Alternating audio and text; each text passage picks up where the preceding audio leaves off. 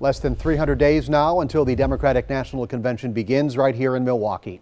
Delegation leaders from all over the country were in town today making their plans for the big event.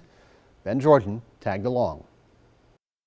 Delegates representing more than 40 states enter Fiserv Forum for the first time to do some scouting for the 4,500 delegates who will ultimately choose their party's candidate for the 2020 presidential election. When they say that Milwaukee is really going to roll out the red carpet, we've certainly felt it today. Ken Martin represents the Minnesota delegation, and he's no stranger to Bruce City. What was your first thought when you heard Milwaukee was selected to host the DNC? Well, you know, I'm biased. I'm from the Midwest. I believe that the presidency runs through the Midwest. Delegation leaders visited the hub of the 2020 convention, followed by the Wisconsin Center and the public market, to name a few stops. But it's much more than just a whirlwind tour for Lavora Barnes, who represents Michigan. When we're checking out the hotels we've been assigned for the convention so we can go home and talk to our delegates about our accommodations. And two, we're here to look at venues. Barnes and others met with more than 85 venues and vendors across the city where delegations plan to host parties, rallies, dinners, and more during the nights of the DNC. Despite some concerns about whether Milwaukee has enough hotels and accommodations for 50,000 visitors,